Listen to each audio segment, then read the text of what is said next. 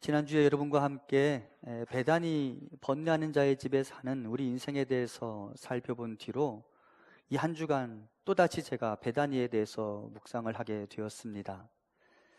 우리가 번뇌하는 자의 집에 사는 그런 사람들인데 어떻게 하면 우리가 우리의 번뇌의 자리를 딛고 일어날 수 있을까? 어떻게 하면 우리가 하나님이 주시는 많은 복들을 직접 받아 누리며 살 수 있을 것인가에 대해서 또 다시 묵상해 보게 되었습니다. 그러면서 베다니라는 지명과 반대의 의미를 갖는 지명이 성경에 어디 있을까에 대해서 살펴보게 되었고, 오늘 우리가 봉독한 본문에서 그리 멀지 않은 곳에서 한 곳을 발견하게 되었습니다. 그곳은 다름 아닌 베데스다입니다. 베데스다. 베다니가 번뇌하는 자의 집이라는 의미를 갖는 것처럼 베데스다라는 지명도 어떤 의미를 갖는데요, 벳이라는 말이 집이라는 말이고요, 뒤에 등장하는 데스다라는 말이 학자들에 따르면 헤세드라는 단어에서 왔다고 말하고, 그 헤세드라는 말은 은혜라는 의미를 갖습니다. 그러니까 베데스다라는 지명은 은혜의 집이라고 볼 수 있죠. 그런데 이 베데스다라는 곳에서 어떤 일이 일어났습니까? 요한복음 5장을 보면 한 38년 된 병자가 그곳에서 하나님의 은혜를 덧입게 되고 그가 그의 모든 절망의 자리를 딛고 일어나게 되었죠. 그것이 바로 베데스다입니다. 제가 그렇게 생각해 보았습니다. 우리는 결국 우리 인생이 베다니, 즉 번뇌하는 자의 집에서 베데스다, 즉 은혜가 흐르는 집으로 바뀌기를 원하는 게 아닐까라는 생각이 들었고, 우리 모든 성도님들의 인생이 베다니를 떠나 베데스다에 이르면 좋겠다라는 생각이 들었습니다. 그러면 우리는 어떻게 하면 베데스다의 은혜를 누리며 살 수 있을지에 대해서 다시 말씀을 읽어보게 되었습니다. 여러분, 베데스다라는 이 지명이 은혜의 집이라는 의미를 갖지만 예수님이 방문하기 전까지 베데스다에는 은혜가 없었습니다. 요한복음 5장에 보면 베데스다라는 연못에 많은 병자와 맹인과 다리 저는 사람과 혈기 마른 사람이 누워 있었다라고 말하고, 그들은 서로 치열한 경쟁만 있을 뿐 누군가를 위해 은혜를 베풀어 주는 일에는 인색한 사람들이었습니다. 그러니 베데스다, 그곳에 번뇌가 가득했고 절망이 가득했죠. 그런데 그것이 어떻게 해서 베데스다, 즉 은혜의 집이 되었습니까? 요한복음 5장 1절 같이 봉독해 보겠습니다. 시작. 그 후에 유대인의 명절이 되어 예수께서 예루살렘에 올라가시니라. 이름은 베데스다이지만 실상은 은혜가 없는 그곳에 예수님이 찾아가셨습니다. 그리고 5장 8절과 9절에 보면 예수께서 그 38년 된 병자를 향하여 명하시죠. 내 자리를 들고 걸어가라 하시니 그 사람이 곧 나아서 자리를 들고 걸어갔다라고 성경은 기록하고 있습니다. 분명히 명칭은 베데스다였지만 은혜는 없고 절망과 낙심만 가득했던 사실상의 베다니였던 그곳에 주님이 찾아가시자 그곳이 베다니에서 베데스다로 바뀌었다라고 성경은 증언하고 있습니다. 예수님이 베데스다에 도착하기 전과 그 이후 그곳의 삶이 완전히 달라졌죠. 그러면 여러분, 어떤 사람이 사는 곳이 베다니인지 베데스다인지가 중요한 것이 아니라는 사실을 알게 될 것입니다. 지명이 중요한 게 아니에요. 거기에 누가 있는지가 중요하죠. 거기에 누가 찾아오시는지가 중요하죠. 예수님이 찾아오시면 그곳이 베다니이든 베데스다이든 그곳에 은혜가 흐르게 되어 있습니다. 예수께서 한 사람의 인생에 찾아오시면 그 사람이 어떤 사람이든 그의 인생은 베다니를 떠나 베데스다로 옮겨가게 되어 있습니다. 말씀을 보면서 이렇게 베다니에서 베데스다로 그의 인생 역전을 경험한 사람이 누가 있을지에 대해서 살펴보다가 룻의 시어머니 나오미라는 사람을 찾아보게 되었습니다. 이 나오미는 베들레헴을 떠나 모압 땅에 살다가 그곳에서 좀 더 나은 삶을 살 것으로 기대했다가 결국 그곳에서 처절한 실패를 맛보고 다시 베들레헴으로 돌아옵니다. 남편을 잃고 아들 둘을 잃고 빈털터리로 베들레헴에 돌아옵니다. 그리고 오래간만에 이 나오미를 만난 동네 사람들이 나오미의 이름을 부르며 반갑게 맞아줍니다. 나오미야, 오래간만이야 라고 하며 아마 인사를 건넸을 것입니다. 그런데 여러분, 그렇게 동네 사람들이 자신의 이름을 부르며 환영해 줄 때 나오미가 어떻게 반응합니까? 룻기 1장 20절에 보면 나오미가 그들에게 말합니다. 나를 나오미라고 부르지 말아다오, 나를 마라라고 불러다오 라고 말하며 내가 심히 괴롭다라고 자신의 신세를 한탄합니다. 왜 그녀가 자신의 이름을 나오미라고 부르지 말라고 했을까요? 나오미라는 그녀의 이름은 희락, 기쁨이라는 의미를 갖는데 나오미 자기 자신이 자신을 가만히 들여다보아도 자기의 인생에 기쁨이 없었어요. 절망만 있었어요. 번뇌만 있었어요. 그리고 이제 그녀는 사람들에게 부탁합니다. 이제부터는 나를 마라라고 불러다오라고 말하죠. 이 마라라는 말은 고통, 쓰다라는 의미를 갖습니다. 그것이 그녀의 인생이었습니다. 그녀의 어깨에 번뇌가 한가득이었습니다. 제가 이 나오미의 삶을 묵상하다 보니까 성경에 등장하는 다른 사람들의 고통을 제가 다 경험한 것은 아니지만 제가 적어도 나오미의 고통은 겪어보았다라는 생각이 들었고 제가 적어도 나오미의 고통은 알겠다라는 생각이 들었습니다. 제가 빈 털터리로 한국에 들어온 적이 있습니다. 제가 아무것도 가지지 못하고 처절하게 실패한 채로 한국에 들어왔습니다. 저는 한 가정의 가장이었습니다. 아무것도 없는 채로 처절한 실패감과 함께 한 가정의 가장으로서 부담감을 느끼며 극심한 슬럼프를 겪으며 고향에 돌아왔습니다. 여러분, 제가 자존심이 세 보입니까? 네, 자존심이 좀 세 보이죠? 네, 좋은 말인지 나쁜 말인지는 모르겠는데 제가 자존심이 세요. 그런데 그때 빈털터리로 돌아왔을 때 자존심이 너무도 상했습니다. 친구들과 비교하고 동기들과 비교하면 내가 과연 아무것도 아니구나라는 생각과 함께 너무 속상했습니다. 모든 일이 다 꼬이는 것 같았습니다. 길이 열리지 않아 답답했습니다. 그런데 성경의 나오미가 바로 그런 시간을 지금 보내고 있었던 것 같습니다. 하지만 여기에서 중요한 게 있습니다. 나오미는 사람들에게 자기를 뭐라고 불러주라고 요청합니까? 마라라고 불러주라고 요청하죠. 그런데 여러분, 성경 룻기서를 가만히 읽어보니까 성경에서 하나님이 이 나오미를 마라라고 불러주신 적이 없어요.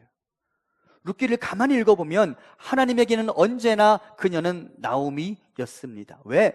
하나님은 그녀의 인생을 포기한 적이 없거든요. 지금은 당장 고통이 있지만 하나님은 그녀의 인생을 바꾸실 계획이 있었기에 하나님은 한 번도 그녀의 이름을 마라라고 불러주신 적이 없습니다. 달리 말하면 무슨 말이냐? 여러분, 하나님이 나를 포기하기 전까지 내가 나를 먼저 포기하지 마세요.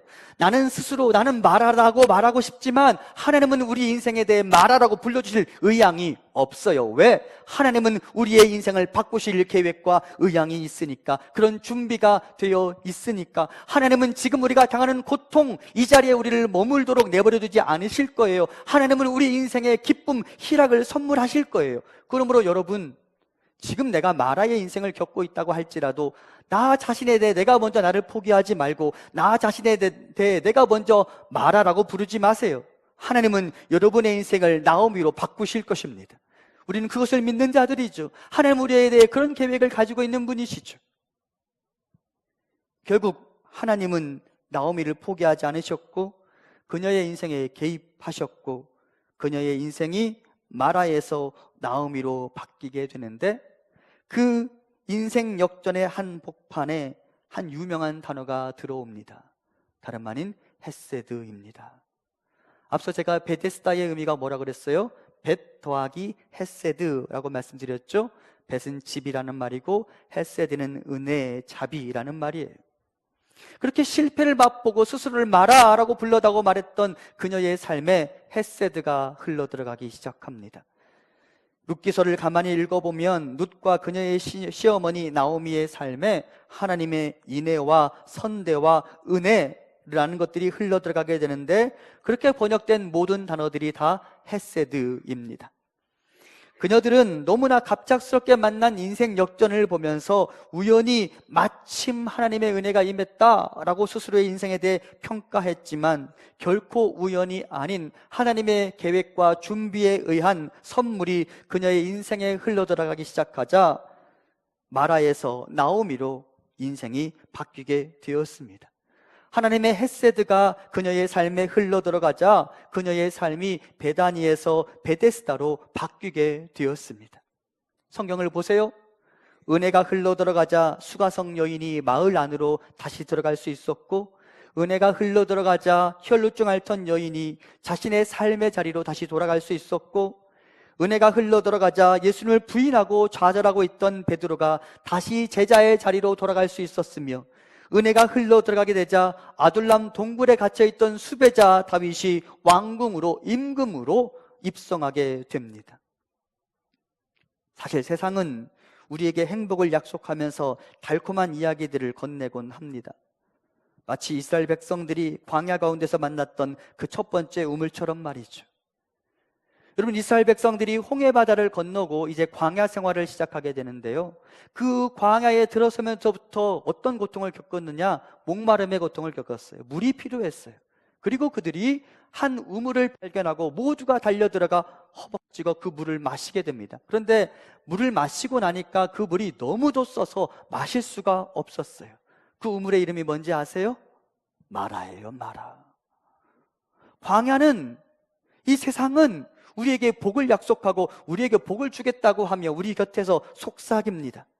돈을 부풀려 주겠다고 말하며 우리에게 투자하라고 말하고, 고통을 잊게 해주겠다고 말하며 쾌락을 선물해 주겠다고 아우성치며 우리에게 다가옵니다. 하지만 결국은 우리 돈을 떼어먹고 달아나버리고 우리에게 술과 마약을 권하고 우리를 중독에 빠지게 만들며 우리에게 돈을 주고 성을 사라고 권하면서 우리 인생을 망가뜨리고 말죠. 커피라고 속이면서 까나리를 먹이는 세상 속에서 우리는 더 큰 갈증을 느낄 수밖에 없습니다. 다 우리에게 복을 약속하지만, 우리의 목마름을 해결시켜 줄 것 같지만 그것들은 전부 다 마라였어요. 기대하게 해놓고 우리를 실망시키는 일이 어찌 맥주잔 위에 거품뿐이겠습니까? 과장 광고, 뻥카에 속아 넘어가지 마십시오. 나의 목마름을 해결해 주겠다고 말하는 그것들은 다 마라에 불과합니다. 마라 그 자체로는 우리에게 복을 줄 수가 없어요. 마라에 하나님이 개입하셔야 하죠. 마라에 예수 그리스도가 개입하셔야 하죠. 그리고 실제 이스라엘 백성들이 그 마라의 물을 마시고 써서 다 뱉었던 그들이 하나님의 개입과 함께 그 물을 마시게 됩니다. 우리 출애굽기 15장 25절 같이 봉독합니다. 모세가 여호와께 부르짖었더니 여호와께서 그에게 한 나무를 가리키시니 그가 물에 던지니 물이 달게 되었더라. 아멘. 마라, 그 쓴 물에 여호와의 은혜가 임하자 그 물이 마시기에 좋은 물이 되었습니다. 마라가 나오미가 된 셈이죠. 오늘 본문이 있는 요한복음 11장에 보면 무덤 속에 있는 나사로에게, 그리고 그의 죽음을 두고서 슬퍼하는 마르다와 마리아에게 필요한 분은 누구셨습니까? 다른 어떤 것도 아닌 예수 그리스도이셨습니다.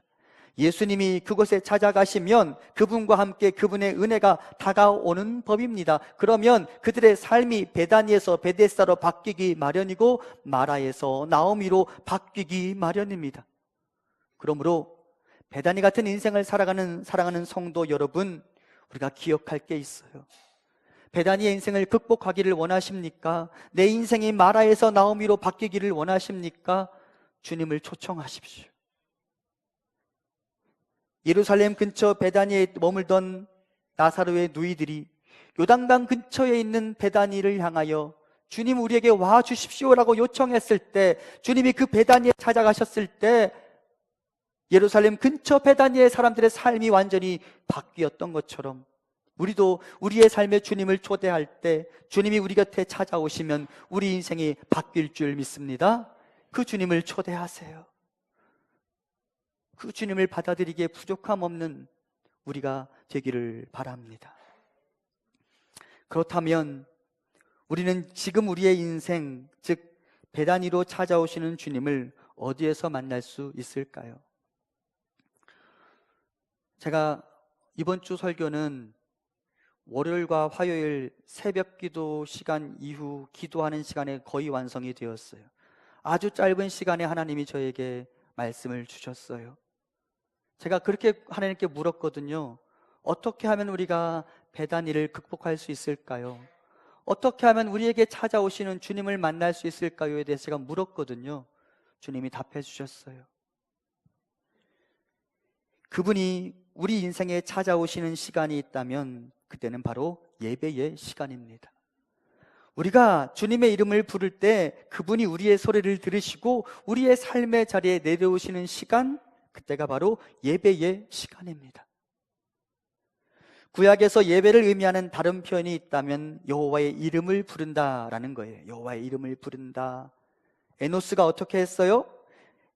셋도 아들을 낳고 그의 이름을 에노스라 하였으며 그때의 사람들이 비로소 여호와의 이름을 불렀더라. 이게 최초의 예배의 장면이라고 말씀드렸어요. 에노스, 죽을 수밖에 없는 그가 여호와의 이름을 불렀어요. 아브라함이 어떻게 했어요? 그가 가는 곳마다 제단을 쌓고 여호와의 이름을 불렀어요. 창세기 12장 8절 마지막 부분에 보면 그가 그곳에서 여호와께 제단을 쌓고 여호와의 이름을 부르더니. 왜 여호와의 이름을 불렀을까요? 오셔서 내 삶에 찾아오셔서 내 삶에 개입하여 주시도록, 오셔서 내 삶을 만져주시도록 여호와의 이름을 불렀어요. 그것이 에노스가, 아브라함이 베다니를 극복하고 베데스다로 가기 위한 열쇠였어요. 하나님, 내 인생에 찾아와 주세요라고 요청하며 하나님의 이름을 부르는 것, 그것이 예배였고 그 예배 중에 찾아오시는 하나님을 만나자 그들의 삶이 역전되었습니다. 우리가 예배를 통해 주의 이름을 부를 때 하늘 하나님이 즉시 움직이십니다. 우리 함께 출애굽기 3장 7절과 8절 같이 봉독합니다. 여호와께서 이르시되 내가 애굽에 있는 내 백성의 고통을 분명히 보고 그들이 그들의 감독자로 말미암아 부르짖음을 듣고 그 근심을 알고 내가 내려가서 그들을 애굽인의 손에서 건져내고 그들을 그 땅에서 인도하여. 이스라엘 백성들이 애굽 땅에서 신음하고 있었어요. 그리고 그들이 하늘 하나님을 향하여 부르짖었어요. 여호와의 이름을 불렀어요. 그랬더니 어떻게 되었어요? 내가 내려가서, 여호와께서 내려오셔서 이스라엘 백성들을 그 애굽에서 꺼내 주셨죠. 이것이 우리가 여호와의 이름을 부르는 것의 의미입니다. 우리가 예배 중에 주의 이름을 부르면 주께서 우리 가운데 가까이 오십니다. 여러분, 예배 중에 하나님이 우리에게 가까이 오시면 그 어느 때보다 하나님의 얼굴이 커 보이기 마련입니다. 여러분, 하나님의 얼굴이 커 보이면 다른 것들은 다 작아지게 되어 있어요. 무슨 말인지 이해되시죠? 그동안은 내 앞에 있는 나의 장애물들이 커 보이다가 하나님의 얼굴이 커 보이면 다른 것들은 다 작아지게 되어 있어요. 그러면 인생의 문제들은 해결되기 시작하는 거예요. 사랑하는 성도 여러분들이 예배 중에 주의 이름을 부를 때 예배 중에 임하시는 그 하나님으로 말미암아 하나님의 얼굴이 커 보이기를 소망합니다. 하나님의 얼굴이 커 보이면 그때 내 삶의 문제들은 다 작아지게 되어져 있어요. 그러면 인생의 문제는 해결되는 거예요. 그러면 내 인생은 베다니에서 베데스다로 옮겨지는 것이고, 그러면 내 인생은 마라에서 나오미로 바뀌는 거예요. 예배는 그런 시간이에요. 또한 예배는 나의 텅 빈 항아리를 하나님께 보여드리는 시간입니다. 이미 바닥을 드러낸 그 항아리를 주님께 보여드리십시오. 그러면 나를 위해 내려오시는 그분이 나의 항아리를 채우실 것입니다. 텅 빈 나의 항아리에 물을 채우시고 텅 빈 나의 항아리에 포도주를 채우시며 내 삶의 기쁨을 회복시키실 것이고 내 삶의 위로를 선물해 주실 것이고 내 삶의 갈증들을 해결해 주실 것입니다. 왜? 어디에서 그 물과 피가 나온다고 성경이 기록하고 있어요? 주의 배에서. 그렇죠? 요한복음 19장 34절 같이 봉독합니다. 시작. 그중 한 군인이 창으로 옆구리를 찌르니 곧 피와 물이 나오더라. 누구의 옆구리를 찔렀어요? 십자가 위에 예수 그리스도의 옆구리를 찔렀어요. 그 옆구리에서 물과 피가 흘러나오게 되어 있고, 우리의 텅 빈 항아리에 그 물과 피가 채워지면 우리는 인생의 목마름을 극복할 수 있게 되어지며, 그 인생의 항아리에 물과 피가 채워지면 우리는 생명의 나라로 옮겨가는 거예요. 예배가 바로 그런 시간이에요. 여러분, 이 광야를 어떻게 그 엘림 오아시스 없이 살아갈 수 있겠습니까? 이스라엘 백성들이 마라를 지나자마자 어디에 이르렀어요? 엘림에 이르렀어요. 그곳에는 물샘 12이 있고 종려나무 70그루가 있었어요. 이스라엘 백성들이 편히 쉬어 누울 수 있었고 그 그늘 아래서 쉼을 얻을 수 있었으며 그들이 거기에서 물을 마실 수 있었어요. 하지만 여러분 기억하세요. 엘림은 목적지가 아니에요. 엘림은 지나가는 곳이죠. 가나안을 향해 잠깐 머무는 곳이에요. 하지만 가나안에 이르기 위해 엘림이 없으면 안 되는 거예요. 여러분, 예배는, 하나님이 우리에게 찾아오시는 예배는 우리에게 주유소예요. 우리의 목적지를 향하여 나가기 전에 우리가 반드시 공급받아 그래서 공급받고 힘을 얻고 위로를 얻을 수 있는 장소, 그것이 바로 예배의 자리입니다. 여러분, 기름 없이 어떻게 오래 달릴 수 있겠어요? 그렇죠? 예배는 주요소예요. 예배를 통해 우리는 빈 항아리 위에 채워지는 물과 피를 경험하게 되어 있어요. 그러니까 우리가 예배를 무시하면 안 되는 거예요. 예배를 사모해야 되는 거예요. 또한 예배는 하나님이 우리 인생에 마중물을 붓는 시간입니다. 마중물, 맞이하러 나가는 물이에요. 맞이하러 나가는 물. 펌프질을 할 때 그냥 펌프질하면 지하수가 안 끌어올라와요. 어떻게 해야 돼요? 위에서 물을 부어야 돼요. 그게 바로 마중물이에요. 예배를 통해 우리는 하나님으로부터는 마중물을 경험하게 되고 그 마중물이 우리에게 경험되어져야 우리는 우리 안에서 선한 것들을 쏟아내게 되어져 있어요. 여러분, 얼마 전에 우리가 신의 성품에 참여해야 된다고 말씀드렸죠? 그 신의 성품에 그냥 참여할 수 있는 게 아니에요. 위에서부터는 마중물이 있어야 우리가 신의 성품에 참여해서 우리 안에서 선한 것들을 쏟아낼 수 있어요. 특히 성경에서 하나님이 부으시는 그 영적 은혜인 마중물은 뭐라고 표현할 수 있느냐? 성령이라고 표현할 수 있어요. 사도행전을 보면 예수님께서 사도들에게 이렇게 말씀하십니다. 우리 함께 사도행전 1장 4절과 5절 같이 봉독합니다. 사도와 함께 모이사 그들에게 분부하여 이르시되 예루살렘을 떠나지 말고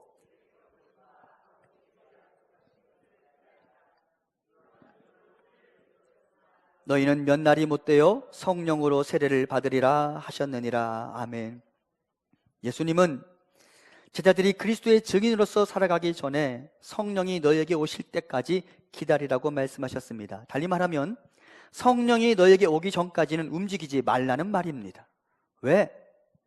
은혜의 마중물인 성령이 임하시지 않으면 제자들 중 어떤 사람도 권능 있는 제자가 될 수 없었기 때문입니다. 그리고 당대의 그리스도인들은 주님의 당부를 따라 모여 기도하고 주의 이름을 부르며 예배하기 시작했고 그들 사역의 마중물이 되는 성령을 경험합니다. 우리에게 그리스도인의 마중물인 성령이 필요하죠. 그 성령이 없이는 우리는 그 어떤 선한 것도 쏟아낼 수가 없는 자들입니다. 그러면 그 성령을 어떻게 해야 맞이한다고요? 예배의 자리에 나아가야, 주의 이름을 불러야 은혜의 마중물 성령이 우리에게 임하는 것이죠. 그래서 다시 말하게 됩니다. 예배를 사모해야 합니다. 예배를 중요한 가치로 여기시기 바랍니다. 예배는 중요한 거예요. 또한 예배는 주님이 나를 깨우시는 시간입니다. 오늘 본문에서 주님은 무덤 속의 나사로를 깨우시기 위해 베다니를 찾아가십니다. 11절에 보면 우리 친구 나사로가 잠들었도다 그러나 내가 깨우러 가노라 라고 말씀하시죠. 예수님은 죽어있는 나사로를 살리기 위해 베다니를 찾아가십니다. 그를 깨우기 위해 베다니에 찾아가십니다. 그러면 여러분은 지금 깨어 있습니까? 잠들어 있습니까? 여러분은 모든 영적인 감각이 다 민감하게 살아 있습니까? 아니면 딱딱하게 굳어져 가고 있습니까? 어떻습니까? 만일 여러분이 스스로의 상태를 잘 모르겠거든 오늘은 이 말씀을 좀 귀 기울여 들어보셨으면 좋겠습니다. 우리 함께 계시록 3장 1절 같이 봉독합니다. 사대교회의 사자에게 편지하라. 하나님의 7 영과 7 별을 가지신 이가 이르시되 내가 네 행위를 아노니 내가 살았다는 이름을 가졌으나 죽은 자로다. 사대라는 도시는 요한계시록이라는 이 편지를 읽고 있는 도시 중 하나였고 당대 아시아 지역에서 가장 부유한 도시였습니다. 그리고 유대 공동체가 가장 커다랗게 그 커뮤니티를 형성하고 있는 도시였습니다. 덕분에 사대교회 또한 그 흔한 핍박과 시련을 하나도 받지 않고 안정적으로 성장할 수 있었습니다. 하지만 그렇게 편안하게만 신앙생활을 할 수 있었던 것이 오히려 그들에게 독이 되었고, 그들은 어느새 세상과 타협하며 적당히를 외치며 믿음 생활을 하게 됩니다. 그리고 그들도 모르는 사이에 교회 공동체 전체가 살았다 하는 이름을 가졌으나 죽은 자로다 라는 하나님의 선언을 듣게 됩니다. 제가 이 말씀을 보면 좀 충격을 받았어요. 살았다 하는 이름을 가졌으나 실상은 죽은 자로다 라는 하나님의 선언을 들은 사람들이 교회 안에 있는 사람들입니까? 교회 바깥에 있는 사람들입니까? 교회 바깥에 있는 사람들이라면 아무 부담 없이 받아들일 수 있었을 거예요. 그런데 이 말씀은 교회 안에 있는 사람들에게 선포된 말씀이거든요. 무슨 말이냐? 교회와 교회 안에 있는 사람들에게도 너희가 살았다는 이름을 가졌으나 실상은 죽은 자로다 라는 말씀이 들려질 수 있다라는 말이죠. 그렇죠? 그러면 우리와 저와 여러분도 이런 말씀을 들을 가능성이 있어요? 없어요? 있어요. 여러분과 저도 하나님에 의해 너희가 살았다 하는 이름을 가졌으나 죽은 자로다 라는 말을 들을 수 있다라고 성경은 우리에게 이야기합니다. 어쩌면 저와 여러분이 지금 살았다는 이름을 가졌지만 이미 영혼의 감각은 무뎌지고 하나님을 향한 사랑과 교회를 향한 사랑과 성도를 향한 사랑이 냉랭하게 식어져 버린 채 그렇게 죽어가고 있는 것은 아닌지 모르겠습니다. 제가 뜨끔했어요. 우리가 그러면 어떻게 하지? 내가 그러면 어떻게 하지? 하지만 제가 다시 기운을 차릴 수 있었습니다. 여러분, 주님께서 사대교회 성도들에게 너희가 살았다는 이름을 가졌지만 실상은 죽은 자로다 라고 말씀하신 것은 그들을 죽이기 위해 던지신 말이에요? 살리기 위해 던지신 말이에요? 살리기 위해 던지신 말이에요. 내가 너희를 깨우겠다라는 말이에요. 마치 우리 주님이 무덤 속에 있는 나사로를 향하여 내가 그를 깨우러 가노라 라고 말씀하시며 그를 뒤흔들어 그를 깨우신 것처럼 우리가 실상 지금은 죽어있는 것처럼 딱딱하게 굳어져 버린 마음과 생기를 잃어버린 믿음을 가지고 있다 할지라도 주께서 우리 인생에 찾아오시면 우리 인생이 다시 소성케 되어질 수 있겠구나라는 생각이 제가 들었어요. 여러분, 주님이 우리 인생에 찾아오시면 우리가 다시 생기를 되찾을 수 있을 것입니다. 주님께서 우리 인생에 찾아오시면, 베다니 같은 우리 인생에 찾아오시면 주께서 강력한 말씀으로 우리와 씨름하시면서 우리 인생을 다시 흔들어 깨우실 것입니다. 그래서 예수님이 우리의 베다니에 찾아오시는 예배의 시간이 소중하고 또 소중한 것이죠. 사랑하는 성도 여러분, 저는 저와 우리 모든 성도님들의 인생이 베다니에서 베데스다로, 마라에서 나오미로 바뀌기를 소망합니다. 그리고 그것이 또한 여러분의 소망이라면 예배의 자리를 놓치지 마시기 바랍니다. 주께서 우리 인생에 한 걸음 한 걸음 다가오시는 그 시간을 사모하시기 바랍니다. 예배를 통해 우리 인생에 찾아오시는 주님을 만나고 우리의 빈 항아리가 채워지고 우리 인생의 마중물이 채워지고 우리 영혼의 감각이 다시 살아나는 은혜를 누리기를 바랍니다. 예배를 사모하십시오. 예배 중에 우리에게 오실 주님을 사모하십시오. 기대하십시오. 그분이 나의 베다니에 찾아오셔서 나의 삶을 바꾸실 것이며 나의 마라에 찾아오셔서 내 삶을 나오미로 바꾸실 것입니다.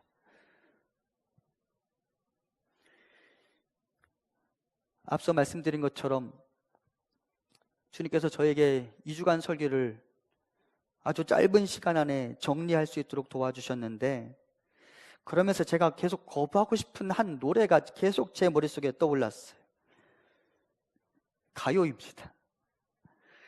이상우라는 가수가 부른 그녀를 만나는 곳 100m 전이라는 노래가 있습니다.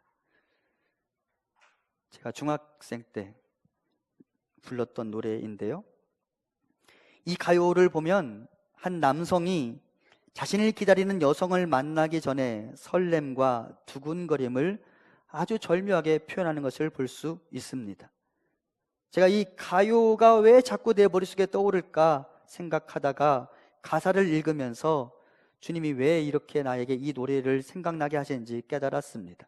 제가 1절 가사를 한번 부를 수도 있지만 1절 가사를 한번 읽어 보겠습니다. 저기 보이는 노란 찻집, 오늘은 그녀를 3번째 만나는 날. 마음은 그곳을 달려가고 있지만 가슴이 떨려오네. 새로 산 구두가 어색해 자꾸 쇼윈도에 날 비춰봐도 멀쓱한 내 모습이 더 못마땅한 그녀를 만나는 곳 100m 전. 장미꽃 한 송이를 안겨줄까? 무슨 말을 어떻게 할까? 머릿속에 가득한 그녀 모습이 조금씩 내게 다가오는 것 같아. 하늘의 구름이 솜사탕이 아닐까? 어디 한번 뛰어올라 볼까? 오늘은 그녀에게 고백을 해야지, 용기를 내야지.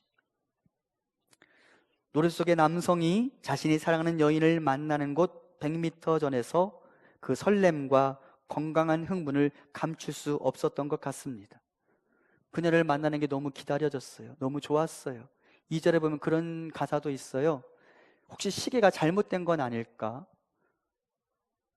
내 생각으로는 지금 이미 시간이 됐다고 생각했는데 30분 전인 거예요.